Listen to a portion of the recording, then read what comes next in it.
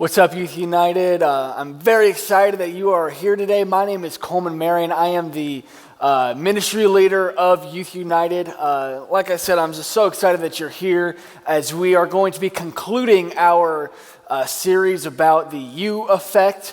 So the U effect is all about the influence that you have as a person and finding that influence and figuring out how to use that influence for a positive way. Today, we're going to be talking about how we can change the effect, or we can change the influence that we have on others.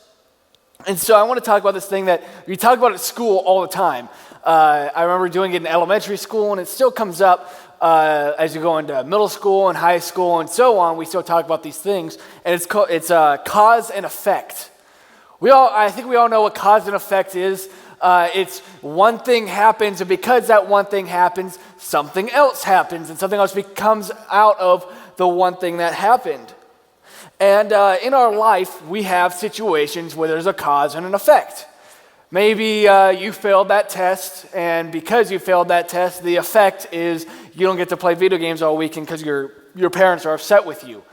Or maybe it's something about you decided, you know what, I'm going to try to ride my bike and go off a jump, and because of it, you broke your leg. Because you were being stupid, something happened. The whole point is that because you did something else, there was an outcome that happened because of this. And in life, we see this all the time, that sometimes we mess up, we slip up, we make mistakes, and we drift away from what we're supposed to be. And we leave some sort of effect, and that effect a lot of times results in us feeling like we lose influence. And sometimes it happens in a big way.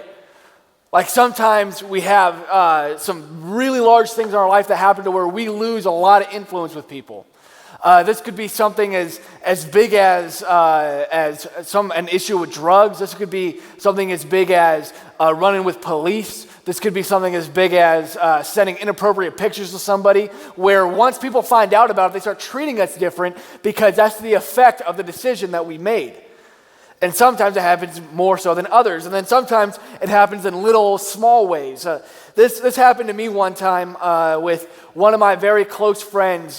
This person had shared a whole lot about their life, and my reaction was not a whole lot. And even though this person shared something that was very near and dear, and it hurt to have this thing happen to them, and they hurt because of it. When they finally felt like they could share it with a group of people, the reaction that I had was not very much. I didn't really react to it much because at the time I was leading a group, and I felt like I had to be a leader and work through the situation and get out. And I didn't think there was anything wrong with it. I honestly didn't see the issue. And weeks later, this person came up to me and said, "Hey, when I shared that, I thought your reaction was going to be more. Like, that was really hard for me to share, and the way that you respond, like, didn't seem like you cared at all." And I seriously, in that moment, just wanted to start bawling my eyes out because of how much it hurt me to hear what had happened to this person, that I desired so much to love on them and to help them, but at the time I didn't know what I needed to do, and my reaction was so poor, and it impacted the way that I left influence on their life, to where they brought it up with me and said that it hurt, and I had to apologize, and in the long run, that hasn't really hurt our friendship, but for the short period of time that there was between when this person shared that and when they actually talked to me, and I told them that was not my intention, like there was an issue with the effect that I left on them because of my reaction. So this can happen in many different ways. This can happen in huge ways, or this can happen in just small increments. And maybe you don't know where your influence lies right now. Maybe you're thinking, yeah, people know the decisions I've made with my girlfriend or with my boyfriend. People know the decisions that I'm making when I'm not at Youth United. People know the decisions I'm making that are just stupid and that are leaving a bad taste in my own mouth. Like, people know the decisions that I'm doing, and because they know those decisions, that my influence is just going to have a negative impact on their life. Like, people don't want to listen to me anymore because I made that one decision. I messed up one time, and people don't want to listen to me. And I'm here to tell you that even if you are in that point in your life right now, you're not the first person to be in that situation in your life, and many people have made it out of that type of situation. I'll even tell a personal story from my life and a little bit later of where I saw a bigger thing happen that ultimately I got a second chance, and it was a very positive thing. So we're gonna be talking about a Bible story where actually a woman came to Jesus, and she did not deserve to have influence on anybody's life, but Jesus gave her a chance to change her influence. And so this can be found in the Gospel of Luke. The Gospels are just the stories of Jesus, just the account written down of Jesus' life. Those are Matthew, Mark, Luke, and John. So we're going to be in the Gospel of Luke in chapter 7, starting in verse 36. And so what happens here is we have the Pharisees, who are the religious leaders. They're basically, think of like a pastor or a priest. Like, that's who the Pharisees were. They were these really high religious dudes who actually didn't believe that Jesus was the Son of God. And so they were trying to find any way to prove that he was not the person that he claimed to be and the person that he actually was. They wanted to find any excuse they could to basically turn Jesus in as a guy who was lying. And so they invited him over to their house. And so he's over at the house of the Pharisees. They're having dinner with him. And as he's over there, a woman from the town heard that Jesus was going to be there. And so she found a way to get into the house. And once she gets in the house, she lays down at Jesus' feet and is just crying. There's just an overwhelming form of emotion coming over her where she's just crying and weeping at Jesus' feet. So much so that her tears, she has so many tears that they are actually cleaning Jesus' feet. Because they would wear sandals a lot in that day and age, your feet were disgusting. Like, they would have been beaten up and they would have been dirty. There would have been dirt all over them every single day. And this woman is cleaning his feet with her tears and wiping them with her hair. And as this woman is there, Jesus finds out, and Jesus already knew because he was Jesus, but the Pharisees tell him, well, she's a prostitute. I don't think I have to define what a prostitute is to you, but a prostitute should have been something that the Pharisees, they would have been completely against. And so, because the Pharisees, the religious people of the time, were against it, Jesus should have been against her too, right? But that's not the way that Jesus reacts. And they're like they're telling Jesus, like, hey, rebuke this woman, tell her to leave. She's a dirty woman. She doesn't deserve to be in the presence of even the Pharisees, let alone the Son of God. And they're actually kind of mocking Jesus by calling him the Son of God when they don't actually believe that he's the Son of God. Like, she doesn't deserve to be in our presence, so if you're actually the Son of God, she definitely doesn't deserve to be in your presence, so just kick her out of here. And women, as we have talked about in the past, we talked about this a lot during the sex series back in February, that women were second-class citizens, maybe even third-class citizens. They were not treated correctly. They were, if anything, women were just property. And so the fact that she was a woman and a prostitute meant that really she should have no business being in that house. But she knew that there was a reason she had to be there. And so she decided, you know what, I'm going to go to Jesus. She ends up at Jesus' feet. And Jesus looks at this woman. She looks at the Pharisees and the way the Pharisees have been treating her already, telling her to leave, saying she doesn't deserve to be in the presence of holy people. And Jesus looks at her and looks back at the Pharisees and he says, you know, this woman has been here for like 2 minutes. And she's already cleaning my feet with her tears and wiping them with her hair. And he's like, well, you guys, I've been here for a while, and you guys didn't even offer to wash my feet. Like, my feet are gross, my feet are dirty. I'm inside now, I should be able to at least clean my feet. You haven't even offered to clean my feet. Not only that, but she also brought perfume. Perfume was something that was very, very, very expensive in this day and age. And so the fact that she brought a whole thing of perfume to help clean Jesus meant how much respect she had for him and how much she desired to be in his presence. And he's like, she's offered me perfume. You haven't even offered me an oil in order to clean myself. This woman has offered to help me, and she's only been here for 2 minutes, and yet you guys have been here for so long, you haven't offered to do anything. And ultimately, he ends up forgiving this woman for her sins. And as we know that this woman was a prostitute, it talks about how many men she had been with. And it had gotten to a point where she had heard about Jesus and she finally decided, you know what, I want to turn my life around, but I don't know how to do that. The Pharisees saw her as a prostitute. They saw her for what she was, but Jesus saw her for what she could be. And so what Jesus ends up doing is giving her a second chance. And Jesus does this all the way through the Gospels. He gives people second chances the entire way through the Gospels up until he ascends into heaven. He is giving people another chance. And so that brings us to you. Now, I'm not saying that, in your life that you're a prostitute. That sounds terrible. But what I am saying is I know we've all made mistakes, and some of them are a lot bigger than others. I'm going to talk about a mistake that I made, that I had to deal with some of the consequences, but I was also given a second chance. Back, this was a little bit over a year ago, I decided that myself and a few of my friends were going to go over to a friend's house, and we decided, you know what, we're just going to have a drink. And we started to drink. I was 21. It was completely legal for me to, but some of the people I was with were not. They were underage, and I told them, you know what, if you decide that you want to drink alcohol, I'm not going to stop you, but I'm also not going to suggest that you do it. And so I let them make a decision. They decided to drink alcohol. And I was there in the presence with them. And I was drinking myself, but again, it was legal for me to. And so I was there, and everything went fine. The night was fun, and we enjoyed ourselves, and we went our separate ways. And months later, I actually got called into the dean of students' office at my college. And I'm like, I don't even know what this is about. This was months ago. And so I wasn't even thinking that this could be what that's about. I thought maybe she just wanted to talk about something. And I come to find out that that situation had, for some reason, made it over to one of the RAs, and the RA had to report it. So the RA reported it, and I ended up getting in trouble.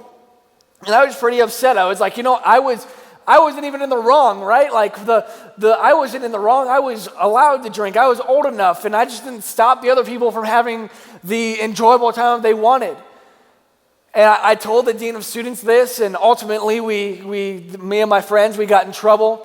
We had to spend money on taking a class for underage drinking that was online, and we had to kind of work to get some influence back, some positive influence back.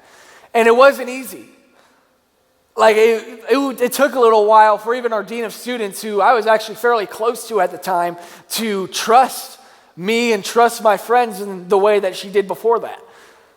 And we actually had to buy in. We had to get some more buy-in. We had to get some more influence. We had to get a more positive effect on the people, the students that we were around. Even some of our professors, when they found out about it, they were just disappointed. And that's the worst. When someone looks at you and says, it's a classic dad thing. I'm not mad at you. I'm just disappointed. That's worse. I'd rather you be mad at me than disappointed in me.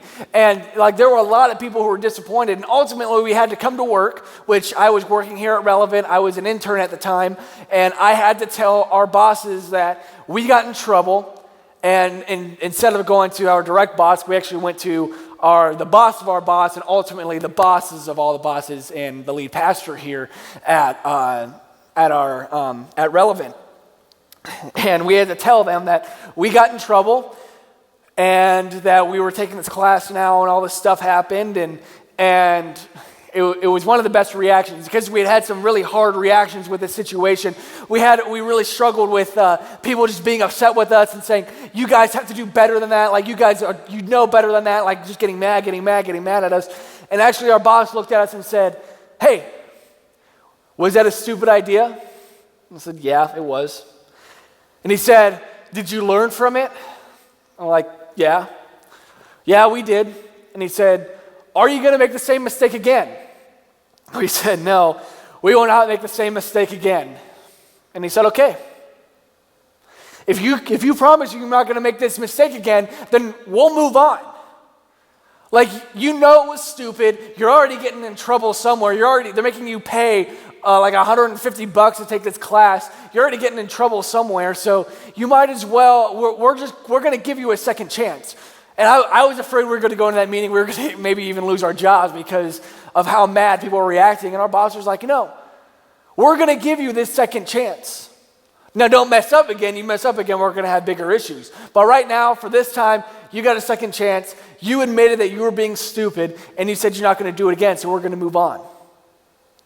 And actually, when I tell people that, some people get really upset. Some people are like, why would they not, like, you work for a church. Like, if you're not perfect, and they don't actually say that, but that's kind of what they think. But ultimately saying, if you're not perfect, then you shouldn't be allowed to work there. Like, you're supposed to be the person that, you're supposed to be an example of what it means to be a Christ follower. And as much as I try to, I still make mistakes. And the fact that they gave us a second chance actually made people mad. And people at my school actually started saying things like, our church isn't a real church because we didn't get in trouble for this. It was like, what? What is that? Because we got a second chance to keep our jobs.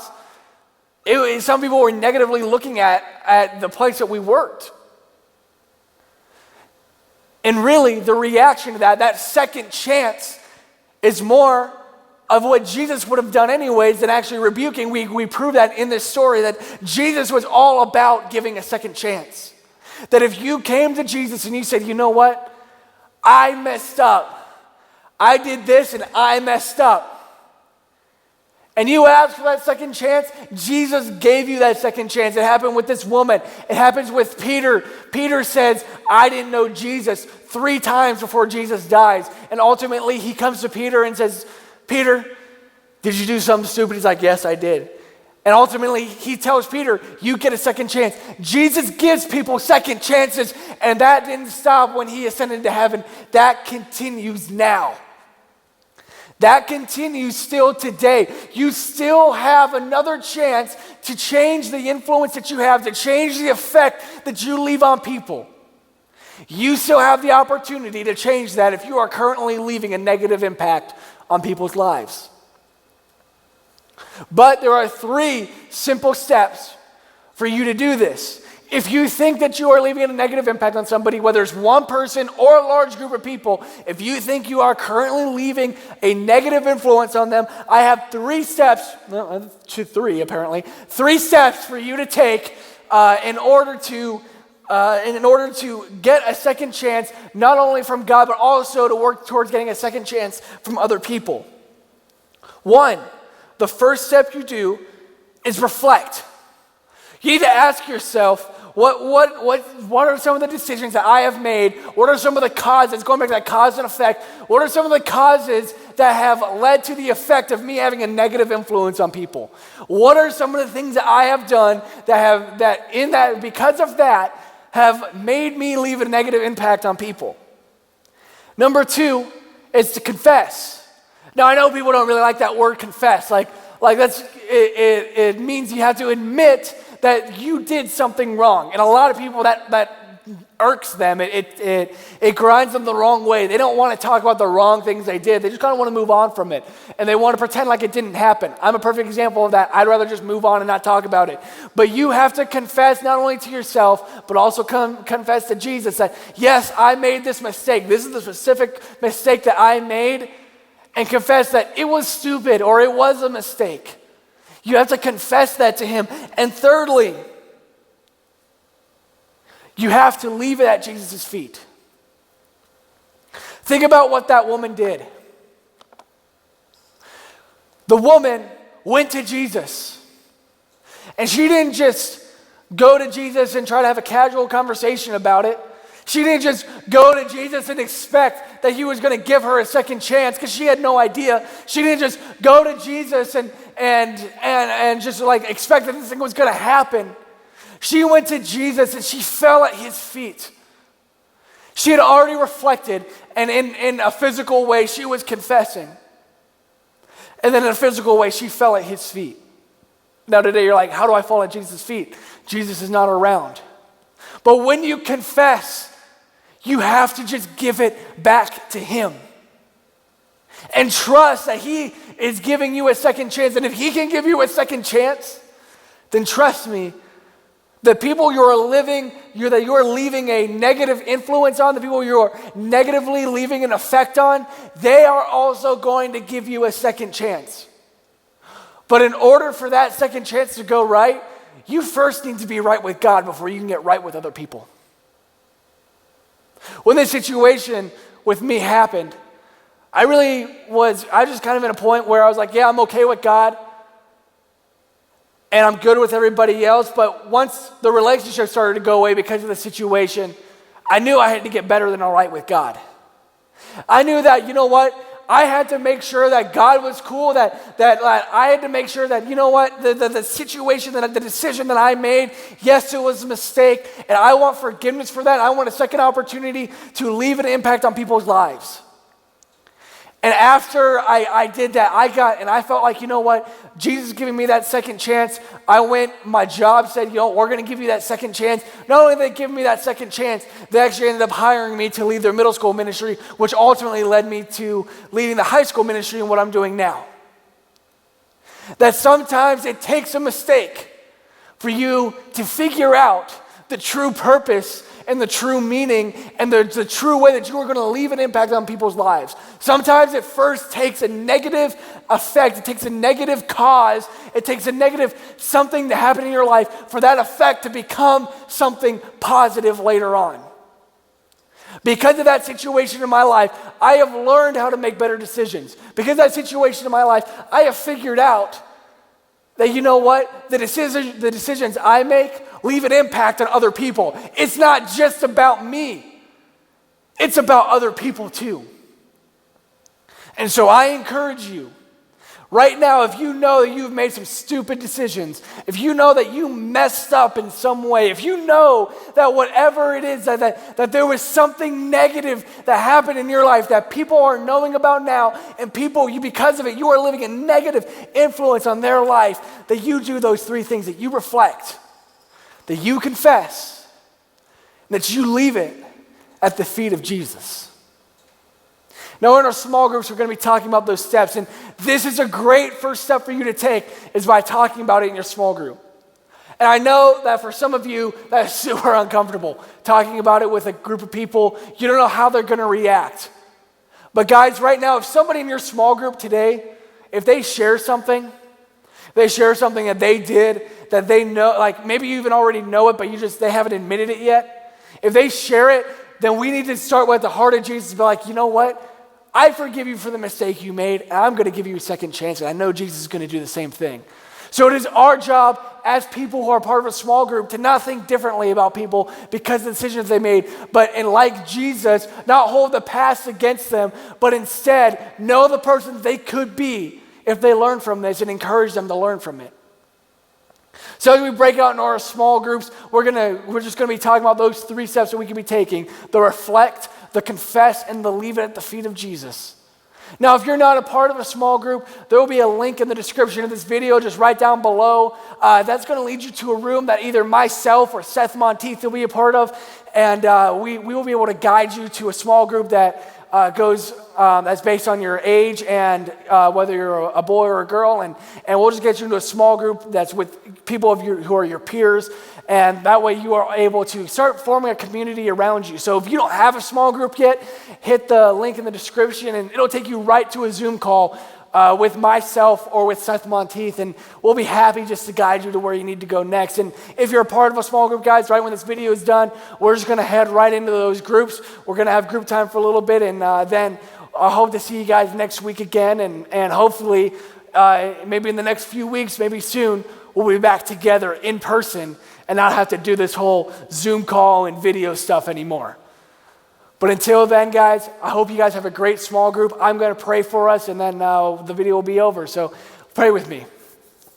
Dear Heavenly Father, I thank you for this opportunity to just try to impact the lives of our students, to talk about the effect that they are leaving on their friends, the effect that they have on their friends, that they would know that even if they are leaving a negative influence on their life, they're leaving a negative impact, they're leaving a negative effect on people's lives, that you are a God of second chances, and you want to give them a second chance to start leaving a positive influence, start living a positive influence in people's lives. I pray that we would take these three steps of reflect, confess, and leave it at the feet of your Son, God. I pray that that we would just be able to go into this with an open heart, that we would be willing to just open up to our small group, and that we would see life transformation happen starting today. God, thank you for all the students who are here, and thank you for all the students who couldn't make it. And I pray that we could all make it here again next week. And in Jesus' name we pray, amen. We'll see you later, you guys.